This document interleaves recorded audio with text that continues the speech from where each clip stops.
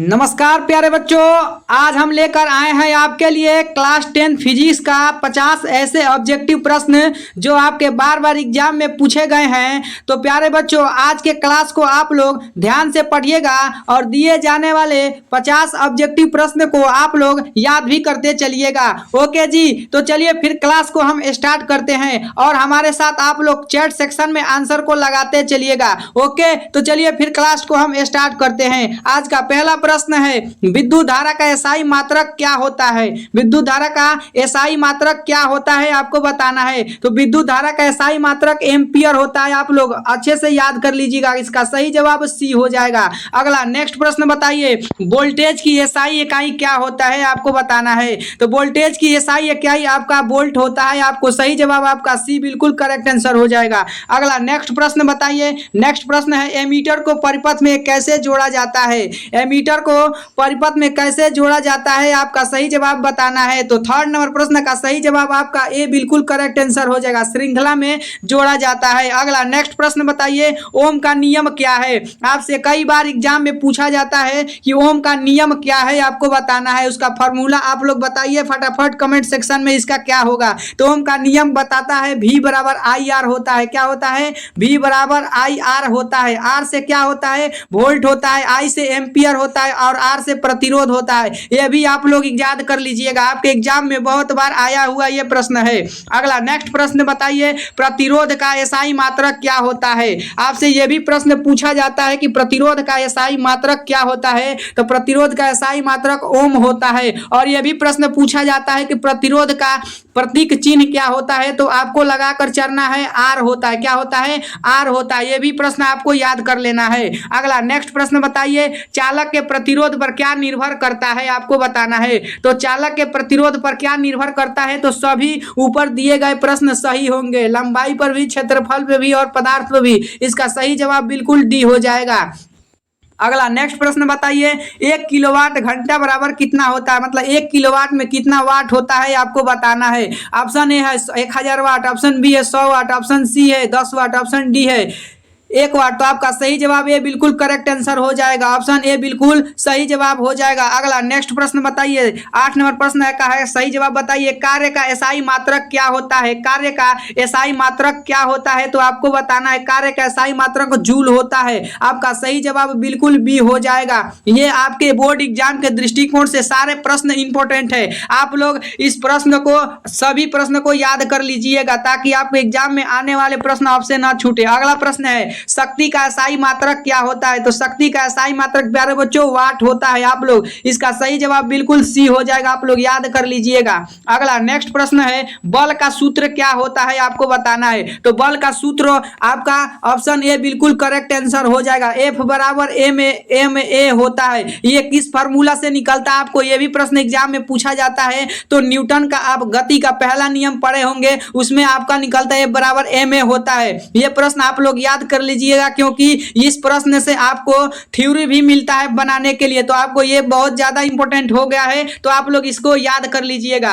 अगला नेक्स्ट प्रश्न बताइए, न्यूटन का प्रथम नियम किसे कहते हैं आपको बताना है। तो न्यूटन का प्रथम नियम हमको जड़त्व का नियम भी कहलाता है। इसका सही जवाब ए बिल्कुल करेक्ट आंसर हो जाएगा। अगला नेक्स्ट प्रश्न बताइए, गतिज ऊर्जा का सूत्र क्या होता है। गतिज ऊर्जा का सूत्र क्या होता है आपको बताना है। तो 1/2 mv² होता है। आपका सही जवाब ये बिल्कुल करेक्ट आंसर हो जाएगा। अगला नेक्स्ट प्रश्न बताइए। अगला नेक्स्ट प्रश्न है, स्थिति ऊर्जा का सूत्र क्या होता है। स्थिति ऊर्जा का सूत्र क्या होता है आपको बताना है। तो mgh होता है। क्या होता है? mgh होता है। आपका सही जवाब ये बिल्कुल करेक्ट आंसर हो जाएगा। ओके जी, अगला प्रश्न है, द्रव्यमान का एसआई इकाई क्या होता है। तो द्रव्यमान का एसआई इकाई क्या होता है। तो किलोग्राम होता है। आपका सही जवाब बी बिल्कुल करेक्ट आंसर हो जाएगा। ये सारे प्रश्न आपके बोर्ड एग्जाम में आएगा। ये प्रश्न आप लोग याद कर लीजिएगा क्योंकि रामबाण साबित होगा ये सारे प्रश्न। आप लोग अगर अभी तक नहीं पढ़े हैं तो आप लोग इस वीडियो को अंत तक देखिएगा और दिए जाने वाले 50 सब्जेक्टिव क्वेश्चन को आप लोग अच्छे से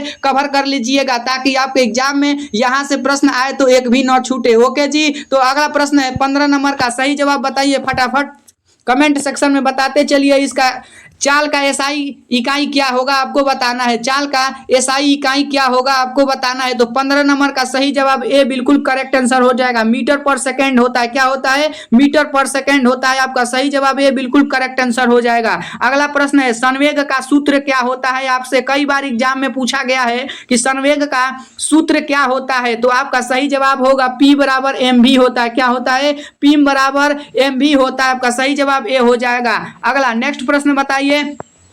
नेक्स्ट प्रश्न है गुरुत्वजनित त्वरण का मान पृथ्वी पर कितना होता है आपको बताना है। तो इसका सही जवाब आपका ए बिल्कुल करेक्ट आंसर हो जाएगा। 9.8 मीटर पर सेकेंड स्क्वायर होता है। क्या होता है, 9.8 मीटर पर सेकेंड स्क्वायर होता है। आप लोग अच्छे से याद कर लीजिएगा। अगला नेक्स्ट प्रश्न है दर्पण में बनने वाली छवि कैसी होती है। आपसे प्रश्न पूछा जा रहा है दर्पण में बनने वाली छवि कैसी होती है। तो आपको बताना है सीधी होती है। कैसी होती है, सीधी होती है। आपका सही जवाब बिल्कुल बी हो जाएगा। अगला नेक्स्ट प्रश्न बताइए उत्तल दर्पण का फोकस बिंदु कैसा होता है। बच्चों आपसे प्रश्न पूछा जा रहा है उत्तल दर्पण का फोकस बिंदु कैसा होता है, आपसे प्रश्न पूछा है। तो 19 नंबर प्रश्न का सही जवाब आपका आभासी हो जाएगा। क्या हो जाएगा, आभासी हो जाएगा। उत्तल दर्पण का फोकस बिंदु कैसा होता है, आभासी होता है। आपका सही जवाब बिल्कुल बी हो जाएगा। अगला नेक्स्ट प्रश्न बताइए उत्तल लेंस किसे कहते हैं।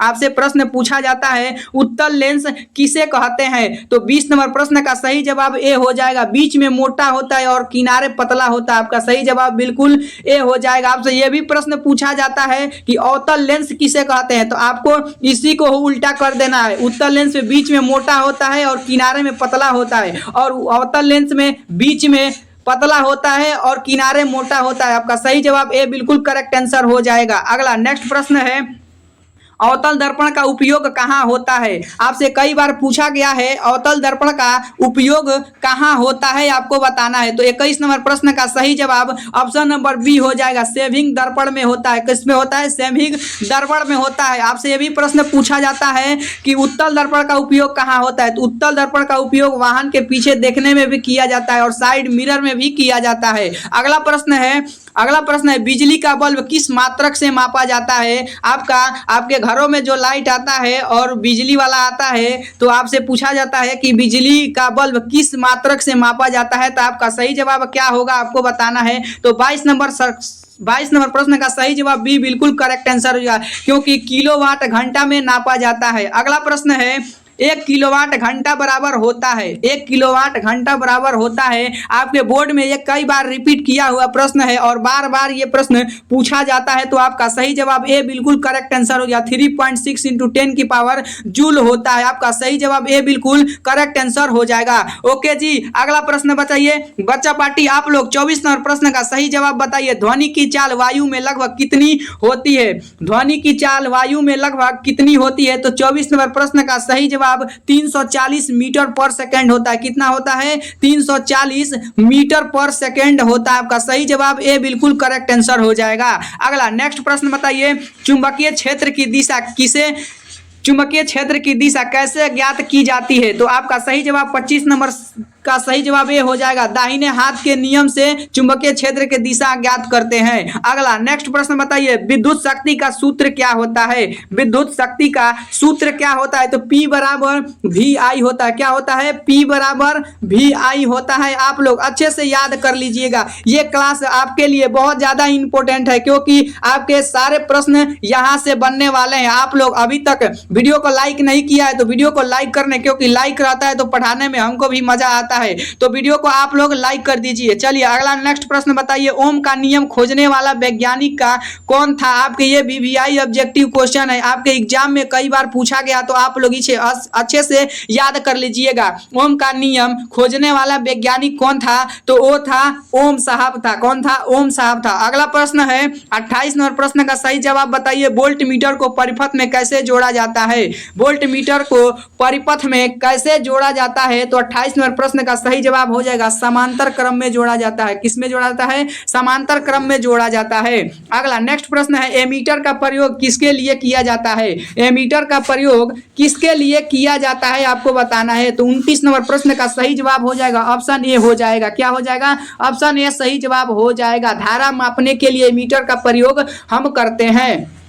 अगला प्रश्न है बल का एसआई मात्रक क्या होता है। प्यारे बच्चों आप लोग कमेंट बॉक्स में बताइए कि बल का एसआई मात्रक क्या होता है। तो बल का एसआई मात्रक न्यूटन होता है। क्या होता है? न्यूटन होता है। सही जवाब ए हो जाएगा। आपसे यह भी प्रश्न पूछा जाता है कि बल का सीजीएस पद्धति में मात्रक क्या होता है। क्या होता है? सीजीएस पद्धति में मात्रक क्या होता है? तो आप लोग याद कर लीजिएगा, डाइन होता है। क्या होता है? डाइन होता है। यह भी प्रश्न आपके एग्जाम में पूछा गया है। अगला नेक्स्ट प्रश्न बताइए, शक्ति का सूत्र क्या होता है। शक्ति का सूत्र क्या होता है।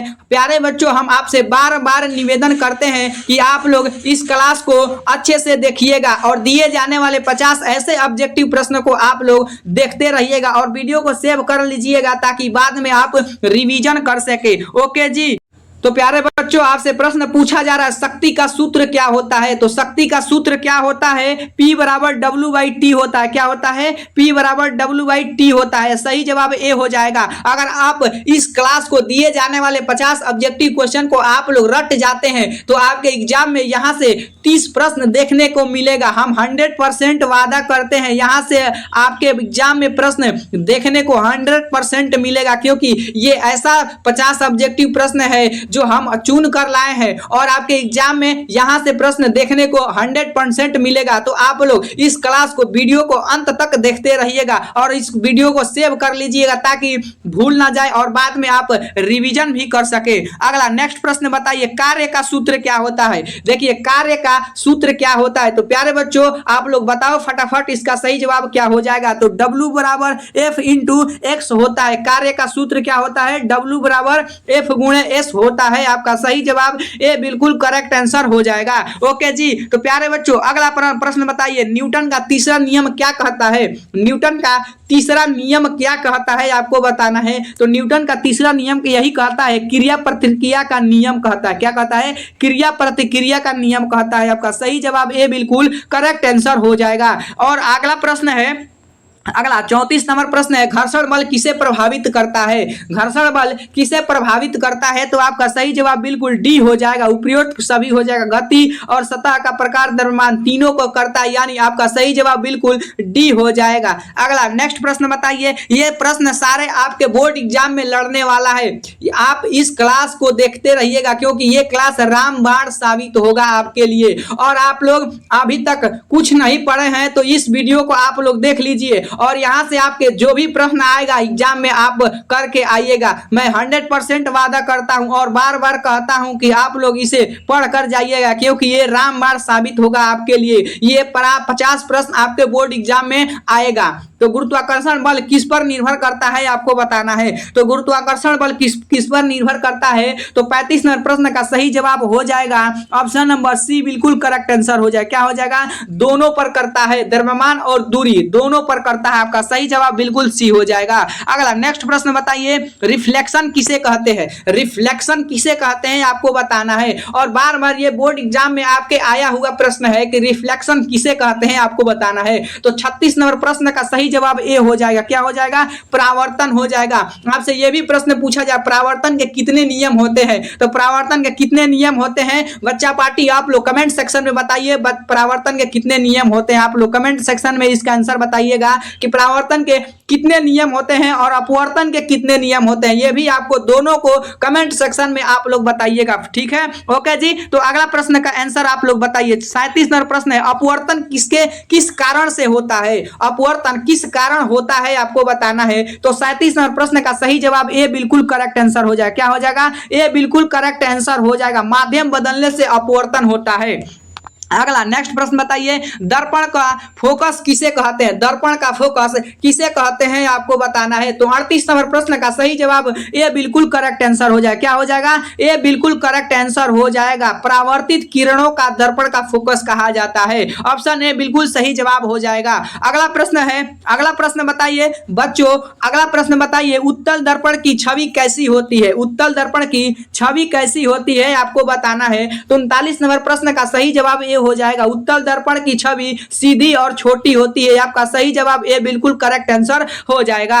अगला नेक्स्ट प्रश्न बताइए, उत्तल लेंस की छवि कैसी होती है? उत्तल लेंस की छवि कैसी बनती है आपको बताना है। उस अगला प्रश्न में पूछा गया था, इसमें पूछा गया था कि उत्तल दर्पण की छवि कैसी होती है और इसमें पूछा गया उत्तल लेंस की छवि कैसी होती है। दोनों में अंतर है प्यारे बच्चों, ध्यान से क्वेश्चन को पढ़िएगा और आंसर को दीजिएगा क्योंकि दोनों प्रश्न में से अंतर बहुत है। उस उत्तल लेंस की छवि कैसी बनती है आपको बताना है और उसने पूछा गया था उत्तल दर्पण की कैसी छवि बनती है। तो इसका 40 नंबर प्रश्न का सही जवाब आपका ऑप्शन नंबर बी बिल्कुल करेक्ट आंसर हो जाएगा। आभासी और सीधा बनता है, आपको अच्छे से याद कर लेना है। अगला नेक्स्ट प्रश्न बताइए, स्थितिक बिजली क्या है? स्थैतिक बिजली क्या है? आपके बोर्ड एग्जाम में बहुत बार प्रश्न ये पूछा गया है कि स्थैतिक बिजली क्या है। तो 41 नंबर प्रश्न का सही जवाब ए हो जाएगा, आवेश का संचयन ही स्थैतिक बिजली कहलाता है। ओके जी। अगला नेक्स्ट प्रश्न बताइए, करंट का सूत्र क्या होता है? आपके बोर्ड एग्जाम में बहुत बार पूछा गया है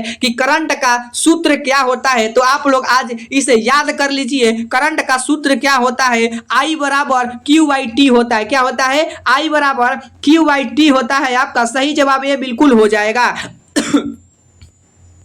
तो अगला नेक्स्ट प्रश्न है 43 नंबर प्रश्न का सही जवाब आप लोग बताइए, विद्युत शक्ति का एसआई मात्रक क्या होता है? तो विद्युत शक्ति का एसआई मात्रक वाट होता है। क्या होता है? वाट होता है। आपका सही जवाब सी बिल्कुल करेक्ट आंसर हो जाएगा। अगला प्रश्न है, एक वोल्ट बराबर क्या होता है आपको बताना है। एक वोल्ट बराबर होता है 1 जूल बाई कूलम होता है। क्या होता है? 1 जूल बाई कूलम होता है। आपका सही जवाब ए बिल्कुल करेक्ट आंसर हो जाएगा।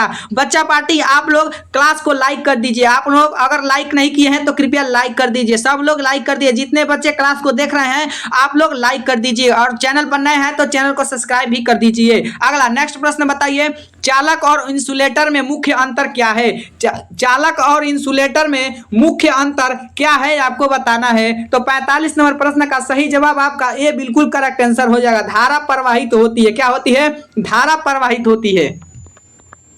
अगला, चुंबक का ध्रुव किसे कहते हैं? चुंबक का ध्रुव किसे कहते हैं आपको बताना है। तो 44 नंबर प्रश्न का सही जवाब आपका क्या होगा आपको बताना है। तो 46 नंबर प्रश्न का सही जवाब ये हो जाएगा, चुंबक का ध्रुव किसे कहते हैं? तो उत्तरी और दक्षिणी ध्रुव को हम चुंबक का ध्रुव कहते हैं। सही जवाब ये बिल्कुल करेक्ट आंसर हो जाएगा। अगला नेक्स्ट प्रश्न बताइए, नेक्स्ट प्रश्न है, द्रव्यमान और भार में मुख्य अंतर क्या है? द्रव्यमान और भार में मुख्य अंतर क्या है आपको बताना है। तो इसका सही जवाब आपको क्या बताना है? इसका सही जवाब 47 नंबर प्रश्न का सही जवाब बिल्कुल सी हो जाएगा। भार गुरुत्वाकर्षण निर्भर और द्रव्यमान स्थिर दोनों होता है। ए और बी दोनों सही हो जाएगा, यानी सी नंबर बिल्कुल करेक्ट आंसर हो जाएगा। अगला नेक्स्ट प्रश्न बताइए, 48 नंबर प्रश्न का सही जवाब बताइए, संवेग और बल का संबंध क्या है? संवेग और बल का संबंध क्या है आपको बताना है। तो 48 नंबर प्रश्न का सही जवाब आपका ऑप्शन नंबर ए बिल्कुल करेक्ट आंसर हो जाएगा। एफ बराबर त्रिभुज पी बाई त्रिभुज टी होता है। इसका सही जवाब आपका ऑप्शन नंबर ए बिल्कुल परफेक्ट आंसर हो जाएगा। अगला नेक्स्ट प्रश्न बताइए, अगला है, प्रकाश का अपवर्तन किस माध्यम में अधिक होता है? प्रकाश का परावर्तन किस माध्यम में अधिक होता है आपको बताना है। तो 49 नंबर प्रश्न का सही जवाब आपका ए बिल्कुल करेक्ट आंसर हो जाएगा। प्रकाश का अपवर्तन किस माध्यम में अधिक होता है? तो बच्चा पार्टी आप लोग का सही जवाब ए हो जाएगा, कांच में होता है। किसमें होता है? कांच में होता है। अगला प्रश्न है, अगला प्रश्न कह रहा है कि प्रकाश की गति वैक्यूम में कितनी होती है? आपका सही जवाब कमेंट बॉक्स में इसका बताना है और आप लोग बताइएगा कि आप लोग 50 में से आज आप लोग कितना सही किए हैं। अगर आपने 40 प्रश्न सही कर दिए हैं तो आपकी बोर्ड एग्जाम की तैयारी बहुत अच्छी चल रही है। तो प्यारे बच्चों 50 नंबर प्रश्न का सही जवाब आप लोग कमेंट बॉक्स में बताइएगा कि प्रकाश की गति वैक्यूम में कितनी होती है। ओके जी, आपको कमेंट बॉक्स में बताना है। तो प्यारे बच्चों अगर वीडियो पसंद आए तो वीडियो को लाइक और चैनल को सब्सक्राइब जरूर करिएगा ताकि अगला वीडियो नेक्स्ट वीडियो आए तो आपके पास नोटिफिकेशन जल्द पहुंचे। और ऐसे ही बेहतरीन तैयारी करने के लिए हमारे चैनल से जरूर जुड़े। तब तक मैं अगला वीडियो में मिलते हैं। Thank you so much.